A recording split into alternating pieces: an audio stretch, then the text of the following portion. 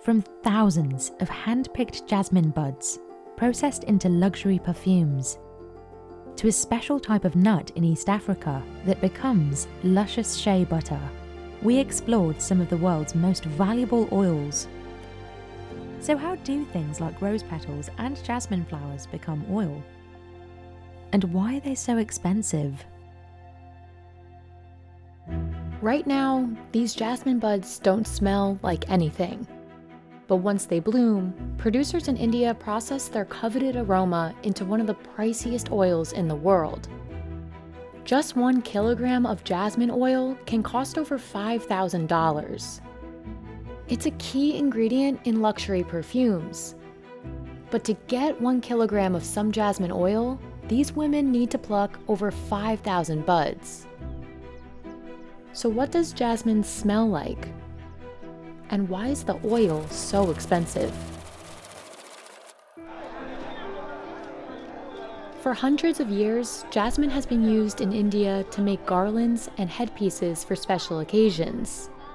Its scent is sweet, fruity, and floral, blending well with other fragrances. And while India grows over 80 varieties of jasmine, Jasmine grandiflorum and sambac are two of the most commercially valuable. It's been considered very divine. And sambac, especially even amongst other flowers, is considered one notch superior. It's the most preferred flower. Jasmine sambac has this ease, this friendliness, this happiness. It is a joyful scent. Jasmine sambac thrives in Madurai, the jasmine capital of India. Like any flower, jasmine produces a strong scent only after it blooms. But local sellers don't want jasmine flowers, they want the buds. That's because once the flower blooms, the scent only lasts a few days. The buds last longer, so they're easier to transport, whether it be for garlands or oil extraction. Raja runs a jasmine oil company. But before Raja can produce the oil, he'll need to wait for the day's harvest. Jasmine is a night-blooming flower. To maximize the harvest and ensure the buds make it to the markets in time, harvesters head to the fields early. Rati is one of a handful of women tasked with plucking the buds. It's not as simple as grabbing each bud she sees. Only the right bud blooms that day. Otherwise, it's not going to bloom. So if it doesn't bloom, no fragrance. Deciphering which buds to harvest requires a keen eye, one that Rati has trained over the last 10 years in these fields. இந்த பூவு இன்னைக்கு பறிக்கிற பூவு இந்த பூவு இன்னைக்கு எடுக்க மாட்டோம் அது 2 நாள் கழிச்சு எடுப்போம் இது 2 நாள் கழிச்சு இதை எடுப்போம் இது பூத்த பூவு நேத்து பூத்த பூவு இதை எடுக்க மாட்டோம் இந்த பூவை நாங்கள் பூத்த பூவை எடுக்கவே மாட்டோம். Rati goes to each bush one by one, plucking thousands of buds before she collects a kilogram of jasmine. Gathering that much takes her about an hour.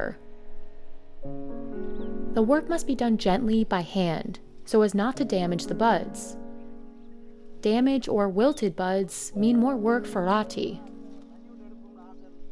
Jasmine is a very laborious picking process. As a kilo of jasmine, just to give you a perspective, will have about 5,000 to 6,000 independent flowers. So to pick 1 kilo, they have to move 5,000 times. The hand moves back and forth 5,000 times to pick just 1 kilo of flowers. But that's still a tiny fraction of the buds needed to produce a kilogram of oil. For 1 kilogram of jasmine oil, Raja needs 1 metric ton, or 1,000 kilograms of flowers. As she works, Rati collects the buds in her sari to protect them and preserve their fragrance. சவுக்கரை பேத்தில் கொட்டினா பூ வெந்துடும். Market போகவங்களையும் பூ வெந்துடும். எடுக்க மாட்டாங்க மார்க்கெட்டில். கட்ட முடியாது, வண்ண முடியாது. பூ வெயிலுக்கு வெந்துடும். சாக்கையில் போட்டு அனுப்புனா அது பூ வெந்துடும். அது வச்சு நாங்கள் சேரில் கட்டி.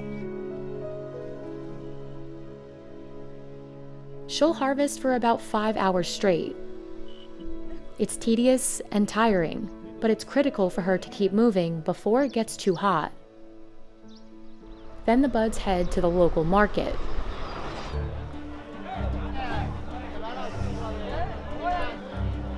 இங்கே வந்து நிலக்கோட்டையில் மல்லி தரம்பாக்கு வந்திருக்கோம். குவாலிட்டி பார்த்து எடுத்து கம்பெனிக்கு அனுப்பிச்சிட்டு போயிட்டே இருக்கோம்.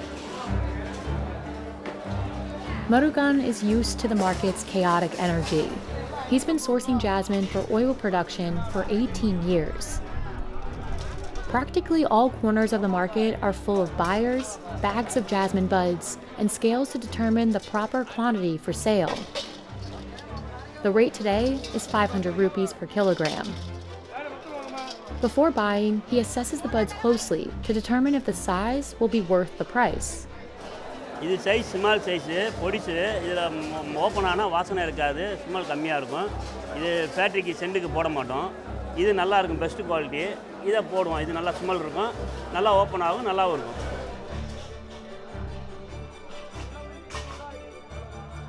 When the sun has set, Raja's employees begin unloading bags full of jasmine buds back at the factory.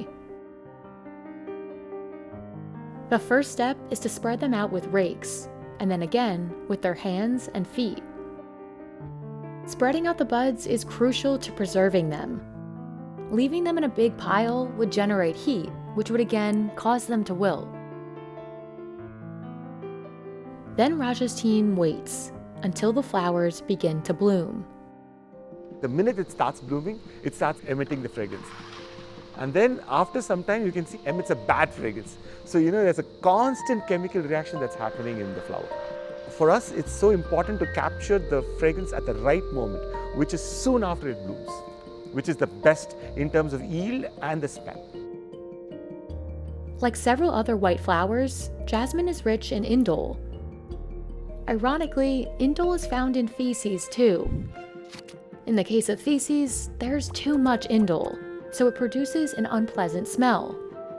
But in limited amounts, it creates an appealing aroma, as it does with jasmine.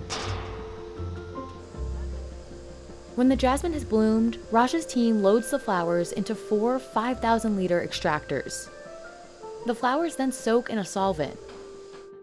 Once the solvent absorbs the smell of the flowers, they remove all of the liquid. They're left with this waxy, hard substance called concrete. It's what Raja uses to finally extract the oil.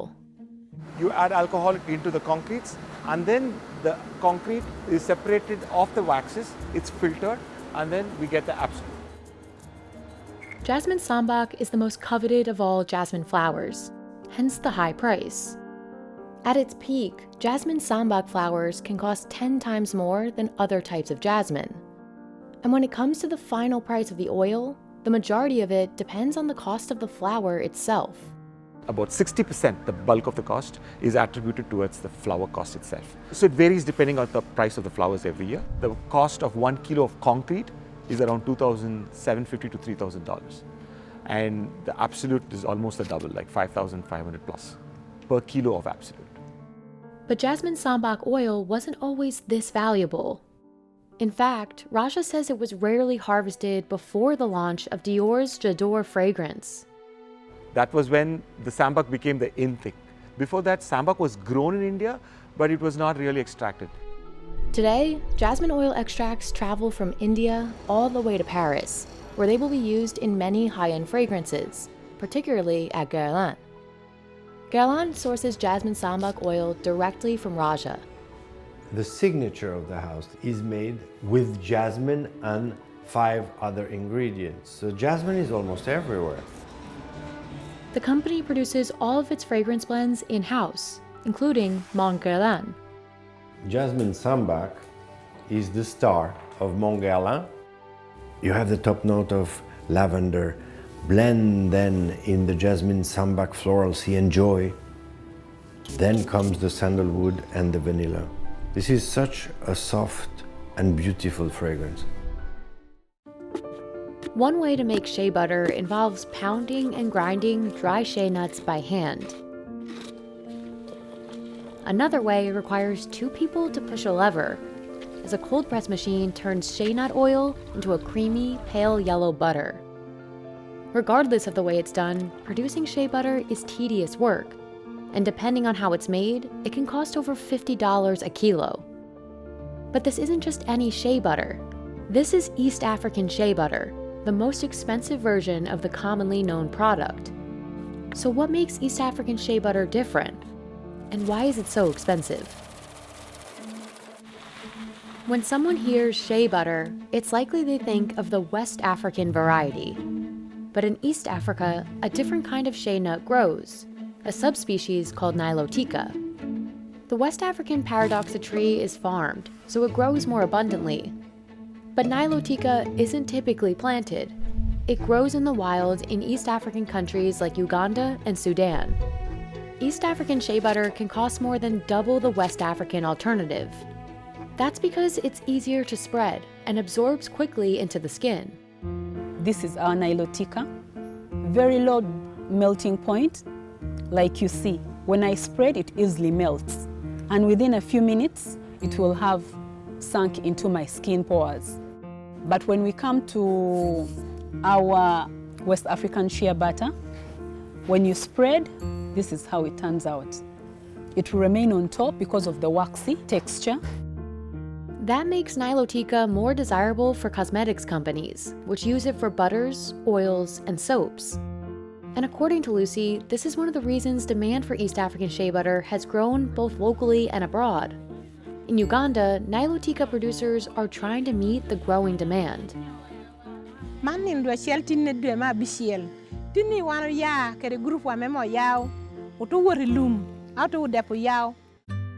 Akello and her peers have been harvesting shea fruits since 5 a.m. They're part of the Corner Adware Moya Women's Group, a self-help group for women in Uganda.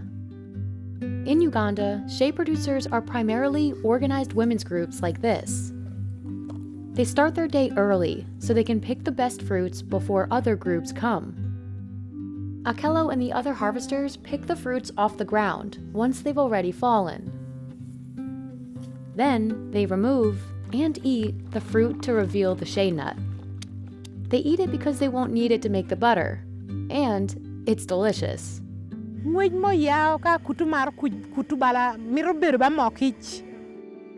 Quality control starts here, with only the best shea nuts moving on to processing. These are grade A nuts, which are whole, undamaged, and untouched by insects. The nuts are then dried in the sun for a few days to reduce moisture. Next, they're carefully cracked, and the kernels are dried again for 2 weeks. Now Akello can make the shea butter. It's usually done one of 2 ways, by hand or by machine, both requiring heavy manual labor. Making shea butter by hand is an intensive process. After the nuts dry the second time, producers heat ash over a fire for 30 minutes. Then they roast the shea nuts in the ashes for another 45 minutes, stirring constantly. This helps prevent mold and deactivates free fatty acids, or FFAs, which are harmful to the body. But they have to be careful. Too much heat could lead to a dark oil with high, rather than deactivated, FFA levels. Then the women spread the nuts on the ground to cool off.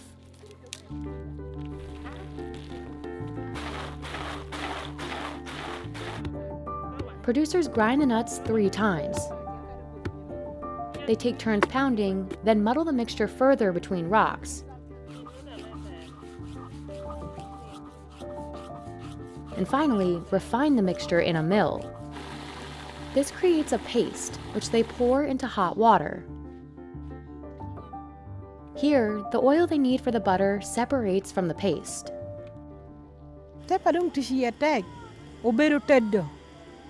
Teddo nien kayini kerikeni oni boli yikenu kitiene e kayin pe te beru rubu kayin pe beru rubu be rubu nyi weko chi weko nyore titi yuti chukene ti rubu wa ko mo mere te bera tik ka mo mere bera tik pe sha mere dang pe chatte. The oil is removed and packaged for sale locally, where a kilo costs over $5. It's mainly used for cooking, but locals also use it on their skin. And while it's still pricier than West African shea butter, this heat-processed butter is a more affordable alternative to cold-pressed Nilotica. 1 kilo of cold-pressed East African shea butter can reach $12 in Uganda. And when exported, it's over 4 times that price. That's because cold-pressed shea butter is more refined. It's the cleanest way to extract the oil, which preserves the nut's properties.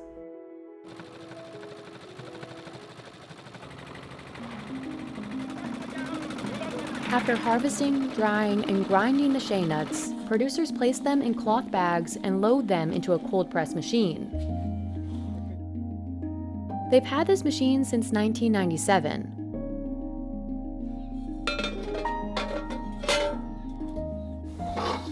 To use it, 2 people need to push each side of the lever in a circle, pressing and releasing the oil from the fat in the shea nuts.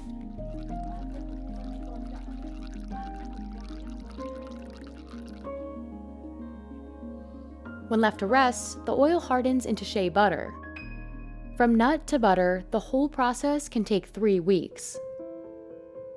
Today, producers prefer the cold press method because they can make bigger batches of high-quality shea butter.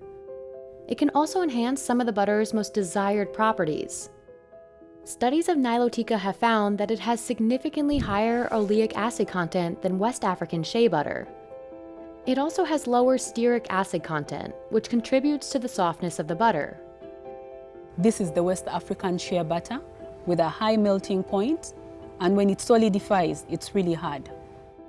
Harder textures are more difficult to integrate into cosmetics. Lucy says that's why Nilotica has the upper hand in cosmetics. Her American buyers prefer it because it absorbs faster into the skin. But Nilotica has other special properties. The demand at the moment is growing because of these contents, the olein, vitamin E, and then it has antioxidants that make it easy, especially for cosmetics. It has to have a healing factor within it. This growing demand is being met with limited supply. The supply is a little lower because the number of producers is still a bit low. The shea tree fruits only once a year, and producers are still figuring out how to bulk their harvests. And while some efforts are underway to farm more shea trees, the nuts are primarily harvested in the wild, limiting producers further. Then there's deforestation. According to the Ugandan National Forest Authority, the country has lost 63% of its tree cover in the past 25 years. Locals use the wood for charcoal, firewood, and timber.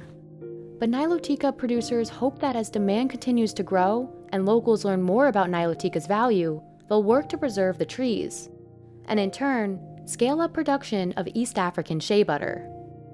I believe if the marketing strategies are improved, we shall have more sales, more producers. Argan oil can cost as much as $300 per litre, making it the world's most expensive edible oil. Just 20 years ago, however, the production of argan oil was isolated to local villages in Morocco, with international sales virtually non-existent. But since then, the formation of women-run cooperatives has transformed the production into $1 billion industry. So why has argan oil suddenly gained such popularity, and what makes it so expensive? Argan oil is predominantly used in high-end cosmetic products and Moroccan cuisine. The oil comes from the seed of the argan tree, native only to the narrow strip of semi-desert between Morocco's Atlantic coast and the Atlas Mountains. The Amazigh people of North Africa have been using the argan seeds for centuries, and the methods for creating this costly oil haven't changed in years. الحالة الأولى ديال الإنتاج منين يعني كان دابا حنا كنجمعوا أفياش كنجمعوا هذه الحبة ديال الأرغان كنجمعوه ملي تيكمل النضج ديالو يعني في الأول كيكون على هذا اللون هذا كيكون خضر ما يمكنش لينا أننا نجو مثلا نضربوه بالعصا ولا نجنيوه في الشجرة كنخليوه حتى كيطيح في الأرض وكيرجع في واحد اللون اللي هو بني.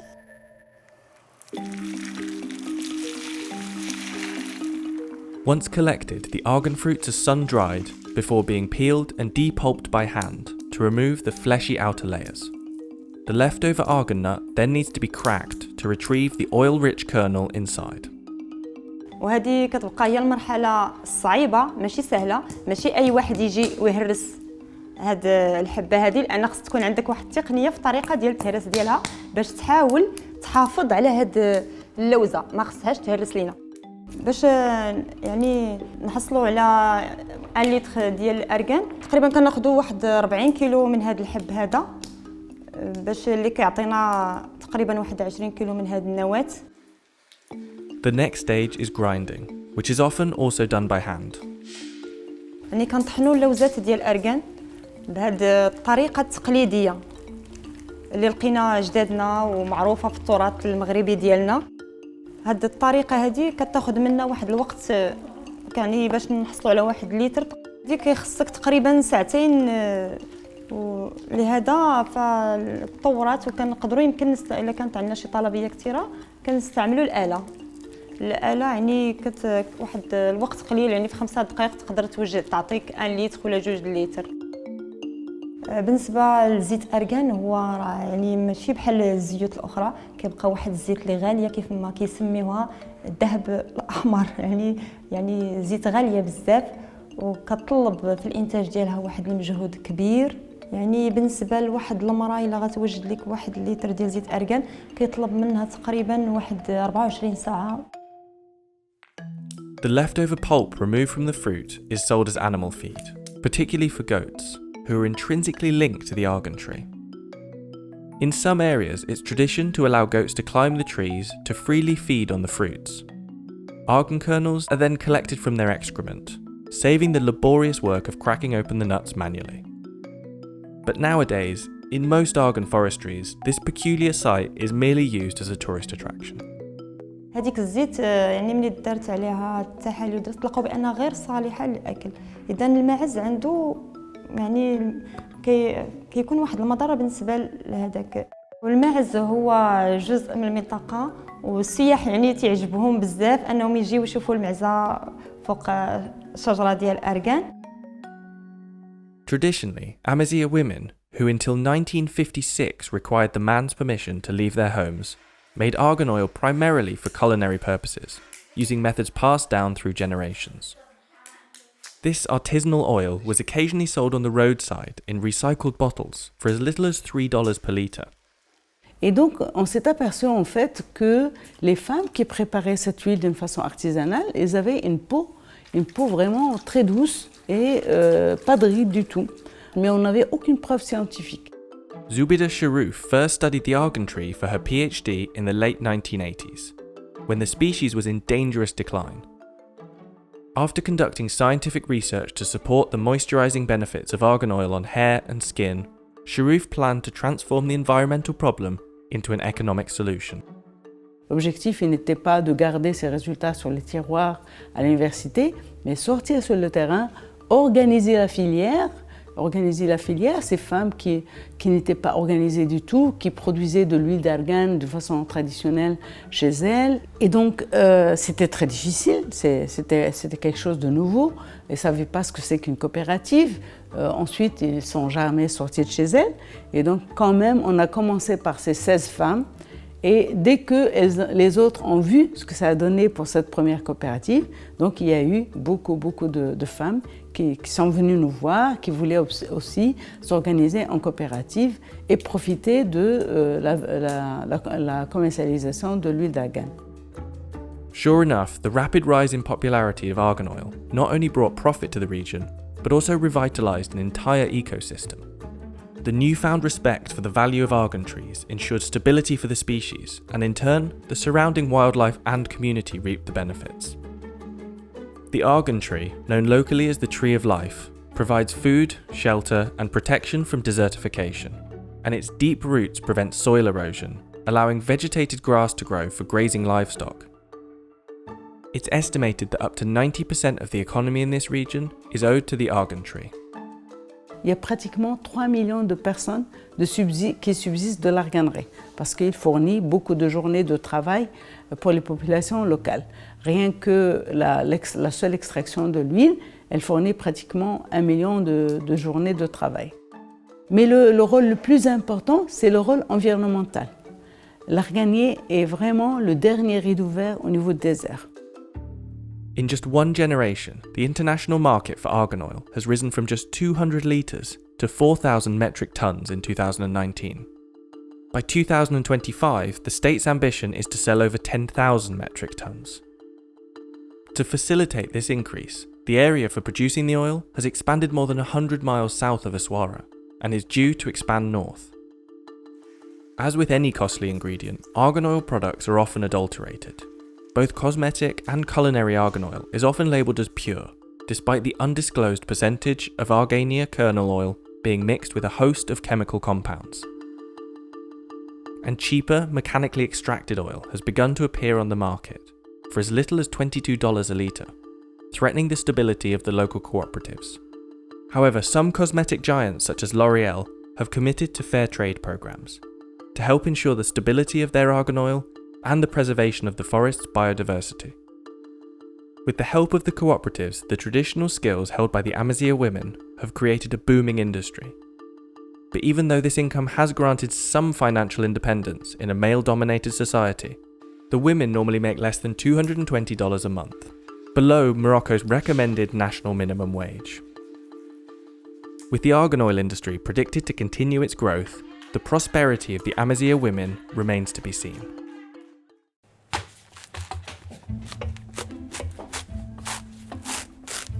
Coconuts have been cultivated in tropical climates for thousands of years, and they produce some of the most expensive cooking oil.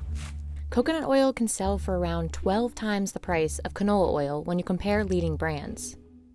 The industry is predicted to grow by $500 million worldwide over the next 4 years. But with the hotly contested health benefits some coconut oil companies promote, should it be as expensive as it is?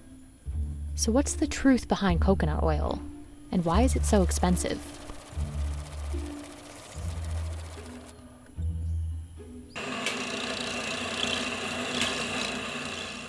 Its supposed versatility is the reason for its high price. While coconut has a long tradition of use in food and medicine across Asia, its oil is the most valuable byproduct. Here in the Philippines, where over 44% of the world's coconut oil is produced, coconut trees thrive in a long, dry season.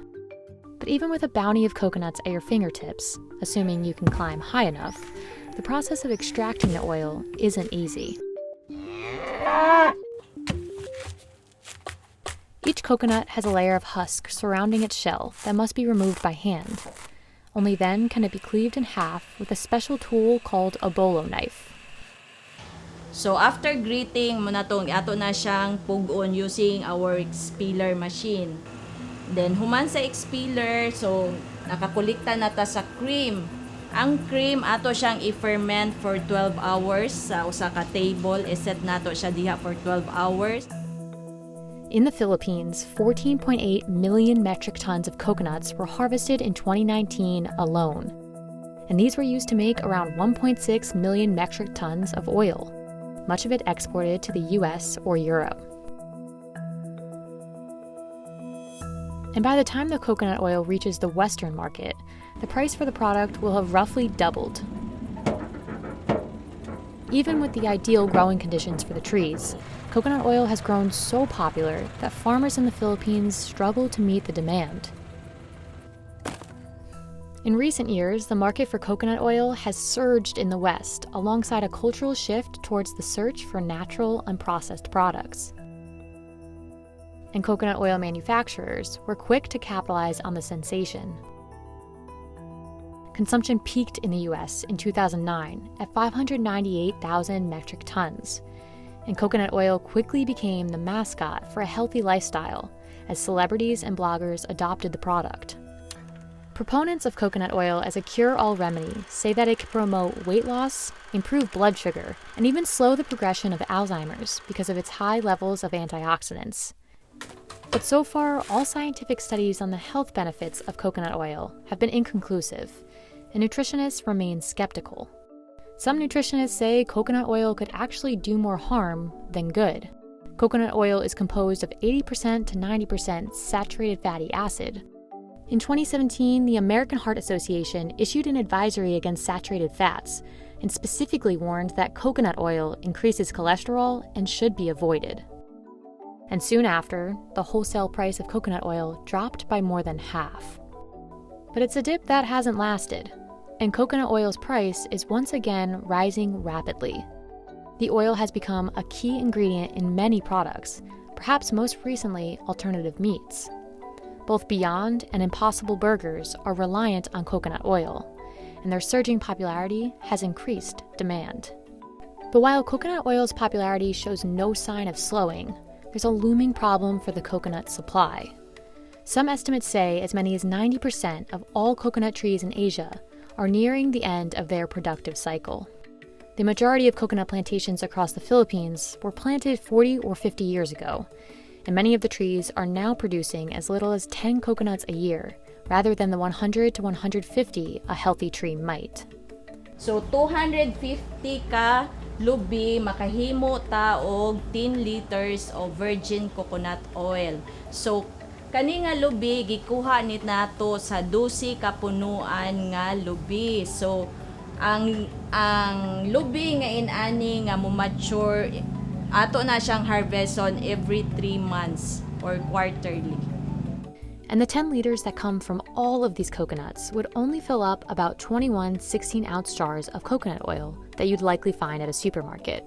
Given it takes about 10 years for a new coconut tree to fruit, planting new trees is going to be crucial to keep up with this soaring demand. But despite these problems, the market is poised to grow by $518 million before 2024.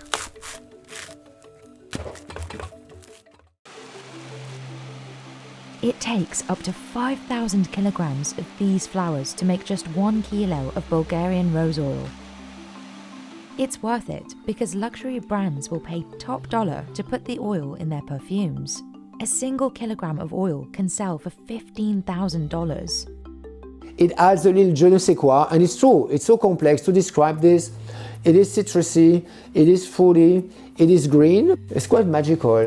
And though demand is high, there's still a problem. Harvesters have only a few weeks all year to gather about 450 tons of roses to satisfy the luxury perfume industry's demand. So why do brands like Tom Ford and Louis Vuitton clamour for their share of Bulgarian rose oil, and why is it so expensive? The sun rises over this farm in Bulgaria's Rose Valley.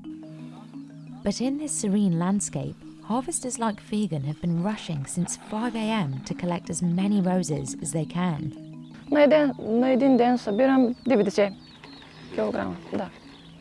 They only have a few weeks until the roses wilt and become unusable. And a limited supply means a higher price tag. Сега ще покажа. Това е цъфното. Това не е. The more flowers harvested in the morning hours, the better, because that's when the petals have the highest oil concentration. Bulgarian roses, also known as damask roses, have a particularly low oil content compared to other rose varieties, so it's vital to extract as much oil as possible. Once there are enough bags of roses to fill a truckload, they're delivered to the distillery. To extract the highest concentration of rose oil, the petals must be distilled immediately after harvesting. Дистилацията не само на същия ден, не може 2-3 часа не може да стои, за да може маслото да е качествено, рандемана да е добър, миризмата да е добра, да е ароматна и така нататък. The longer producers wait, the less potent and therefore less valuable their oil becomes. AgroProduct employs about 120 people during the brief harvesting season and says it spends an average of $8,000 per kilo of oil on labour. But that kilo can be sold for more than 1.5 times that amount. See, it's only very few here, because as soon as they have a little truckload, we have the truck just behind us there, they are taken to the factory right away. So this is very important, especially in Bulgaria. They're very good at that. That's Christophe Lodamiel. He's a master perfumer who's created scents for brands like Ralph Lauren and Tom Ford. He's at the distillery today on a consulting visit. They take those bags and we can see that little truck going to the factory, and they're going to be extracted right away, because it does make a difference if you wait 1 or 2 days, etc. Once the roses arrive at the distillery, workers must move quickly. They weigh the petals and pour them into the distillation vat. thousands of soft pink petals are mixed with water and boiled down to this colourless sludge. Розовото масло, за да стане не за да стане, за да е по-скъпо, това е защото ние се трудим повече, повече хора ни трябва за полето, за да оберат в по-малко време от часове повече свят, за да дойде по-бързо в дистилерията, за да може да изваряваме. Every part of this process is controlled. The steam is exactly 105 degrees Celsius and the pressure at 5.5 bar gauge. AgroProduct says these measurements optimize the quality of its rose oil, and the consistency makes its product more reliable. The mixture flows through several distillation apparatuses before the oil can finally be separated from the water. For a single kilogram of rose oil, producers need to harvest and process as much as 5,000 kilograms of Bulgarian rose petals. You see this bottle right here? This is what you get if you harvest this during a whole season from 3 rows. You get just this bottle. 1 kilo is this. So 4 of those goes in here. Voilà. Bulgarian rose oil is sought after by established luxury fragrance houses such as Tom Ford and Louis Vuitton, as well as newer shops like Gloss Moderne. The rose is a rose is a rose, unless of course it's a Bulgarian rose. So we've smelled a lot of different roses, and I actually wasn't a fan of too many different rose fragrances before. I felt like they smelled like my grandmother, and so when we smelled this, it actually smelled like as if you had a bouquet of roses, and it smelled like a fresh rose. So, here we are.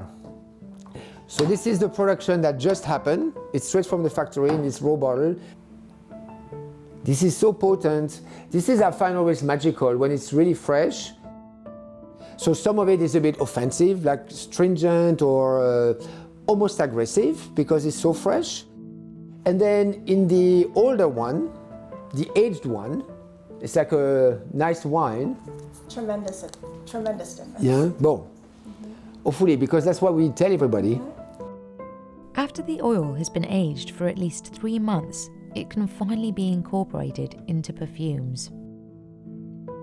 Kuen says the unique scent profile of Bulgarian rose oil makes it worthy of its high price point. We pay between $10,000 to $15,000 per kilo for Bulgarian rose oil. And that's the pure Bulgarian rose oil, undiluted. I feel it's definitely worth the price. It's extremely unique. Studies have found more than 300 compounds in damask rose oil, making it more complex than other varieties. The damask rose, or Rosa damascena, originated in the Middle East, where its oil has been extracted since the 7th century. Around 400 years ago, the farmers began cultivating these roses in what's now known as Bulgaria's Rose Valley. And this is one particular thing about this valley, is that it's cold and wet. If you look at other rose regions in the world, some are cold but dry, some are not as high as here. So this is very particular of this terroir here in Bulgaria and gives this richness of the oil. The cooler spring temperatures prevent the rose petals from forming a protective wax, and the humidity allows higher oil saturation in the rose. This year, the season was delayed a couple of weeks because of unexpected rainfall and colder than usual temperatures. Ironically, humidity and cool temperatures are 2 of the factors that make Bulgarian roses stand out from others. Then there's the soil. Тук самата почва е бедна почва, камениста почва. Затова прави по-специфична и миризмата и аромата на розата по-хубава. Затова се казва, това е течното злато на България. Plus, the Damascenian rose has all these spicy and fruity notes. So they are very well preserved around here. And this is one reason why we like this Bulgarian rose. There is no sign of Bulgarian rose oil's global demand slowing down. the rose oil market is estimated to expand at a compound annual growth rate of 6.8% between 2019 and 2025. Organic rose oil, like that produced by Agroproduct, is the fastest growing segment. Второ, света върви, тенденцията е за производство на биологични продукти. Безвредно, няма химия, няма торове вътре и така нататък. И след това направих голяма дистилерия, която в момента работи изцяло 100% само биологични масла и води. But the scent is what will keep perfumers like Christophe coming back for more. I don't know, I said already, it's one of those notes, you put it in almost anything, it makes it nicer. We had a joke with some other perfumers. We know we have one or two rose qualities. We know, oh, just put that, just put a little bit, and clack, it gives either sparkle or body to a fragrance. So it's really nice. Today, Victor is climbing trees up to 40 feet high, equipped with a homemade axe, a rope, and his own bare feet, which he's using to reach something very valuable, the fruits that'll be turned into red palm oil. Standard palm oil, or palm kernel oil, is known for being quite cheap, but red palm oil can cost 3 times as much. When it's shipped to the US or the UK, it can sell for even more, up to $20 for a single litre. Where they see person they fall, I know they fear if I climb up. Workers like Victor face snakes and the risk of falling just to harvest this valuable fruit. But what makes red palm oil different from palm oil, and what exactly makes it so expensive?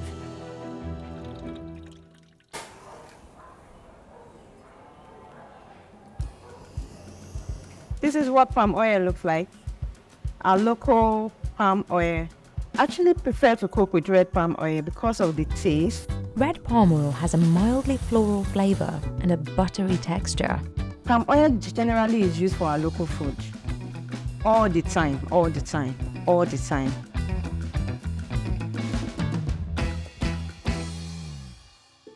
Here, in Ondo State, Nigeria, making this local favourite is a labour-intensive and artisanal process. Thousands of fleshy palm fruits are transformed into yellow-brown sludge and then red-orange oil over the course of a week. It all starts on oil palm plantations like this one in the village of Aye. Every few weeks, expert climbers are called in to harvest the palm husks. The trees here can be as high as 60 feet. Climbers like Victor don't wear any protective gear, relying on just handmade harnesses and axes to help them up the palm trees.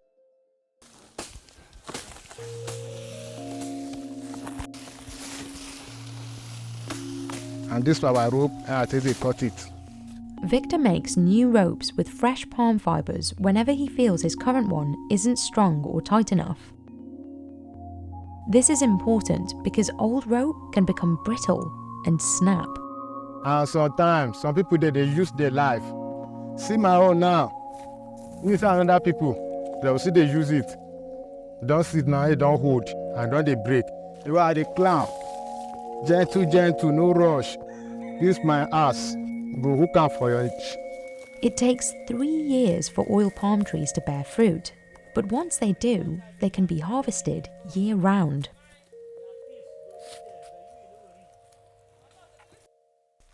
Sometimes they call 200.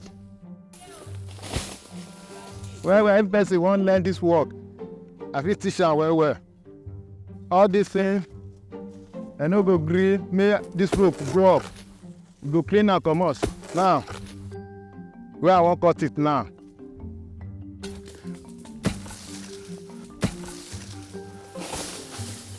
See it now. The biggest obstacle Victor faces once he's climbing is snakes. Or if you carry your ass, say one cut, that snake, you go touch your rope, and that person go fall. The risk of falling has led some workers to stop climbing and instead help with collecting the palm husks from the safety of the ground. I need a climb tree because before they climb this banga, as this banga there's so danger there. As if you climb, if you go there, you go see snake for up.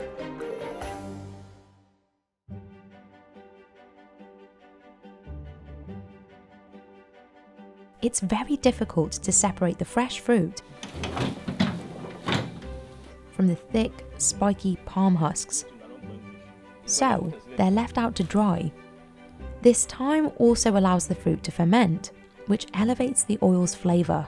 After 3 or 4 days, the fruits are ready to be dehusked. Randy and other workers use axes to break the husks and sift the fruits to separate them from dirt.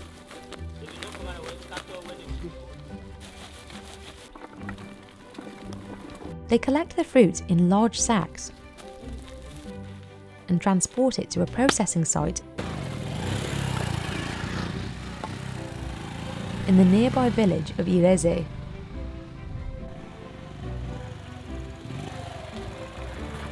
Randy delivers the palm fruits to his wife, Deborah, who is one of the many workers toiling away to transform the fruits into red palm oil.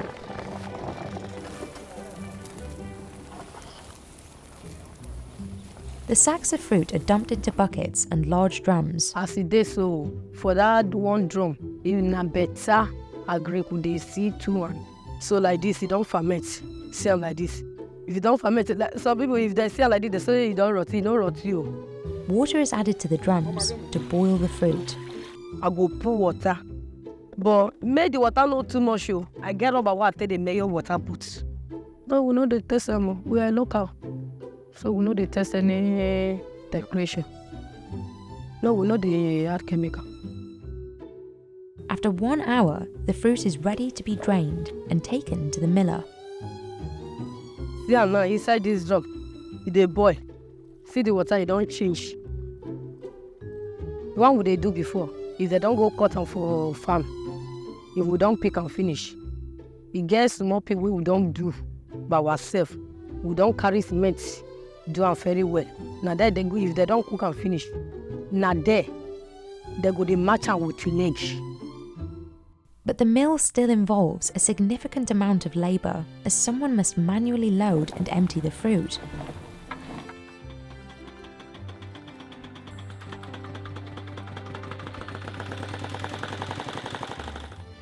After the mill, it's time for another recently acquired machine: a hydraulic press. The fruit, which has been milled into a pulp, is pressed to release its oil. No kernel oil is released here because that would require the seeds to be dried and cracked. Some locals do produce kernel oil, but since it's more difficult to make without special machinery, it's not as common. While oil palms originated in West Africa, colonization led to the rapid expansion of oil palm plantations throughout Southeast Asia. Eventually, Southeast Asia took over the global palm oil industry, and as other oils also grew in popularity, West Africa never quite caught up. West Africa's rainy season, which typically lasts from May to October, is also an ongoing issue. Rainy season, if rain fall, if you climb a tree, means that maybe you don't plan, you want to kill yourself. Because you know good man, you go climb when rain fall, the pantry go they draw. So when it's raining, no one is climbing the trees, which means the fruit often goes rotten. And thanks to climate change, the rainy season has been lasting longer, causing more damage. This decreases the already low supply of palm fruits and raises the price of red palm oil. In contrast, palm kernel oil plantations harvest on a massive scale and rely on heavy machinery for the bulk of their production. But you get work, we dey suffer for this thing. Government, I no see government where come support me. I no get any support too. I myself dey suffer with my children, with my wife, with my friends. our engine, our mailing engine. We don't get money to buy big one or the one we go give us guarantee say this one we fit use and like 5 years we no go disturb us. So now it. After enough oil has been collected in the large bowls underneath the press, workers carefully scoop the orange-red liquid into other bowls and buckets. The oil is poured into drums for a final boil. After 1 hour, the fire is put out and the oil is left to cool off. The finished oil is moved into buckets, then funneled into jerry cans. Deborah says some customers travel all the way from Lagos State, which is about 5 hours away by car, to buy her red palm oil. Some people think I will do more than 15 cake, 30 litre. These kegs sell for $30 each. Although the price can change depending on the supply of palm fruits. I know they appeal. Now I know they carry my oil and go market. I dey sell am for my house. I get plenty customer. The price of red palm oil can also vary depending on location. A 4-litre bottle at a supermarket in a bigger city like Lagos can cost around $18, making it the same price or even cheaper than some imported vegetable oils, thanks to Nigeria's volatile exchange rates. Meanwhile, the red palm oil that is exported outside of West Africa is exponentially more expensive, ranging from $15 to $20 for 1 litre in the US, and the cost may only be getting higher. Cooking oil prices have been on the rise thanks to weather-related supply shortages in countries like Argentina and Canada. The Russian invasion of Ukraine also cut the world off from the region's supply of sunflower oil and led Indonesia to ban some exports of its palm oil. All this raised the global price of cooking oils even higher. As a result, the local cost of red palm oil in Nigeria has also increased, but for many people, the price is worth the taste. Our own, I believe in my own oil, you say, it better. The price, at the expense, say me, they don't tell me, say, don't they go up more, because they work, no they easy.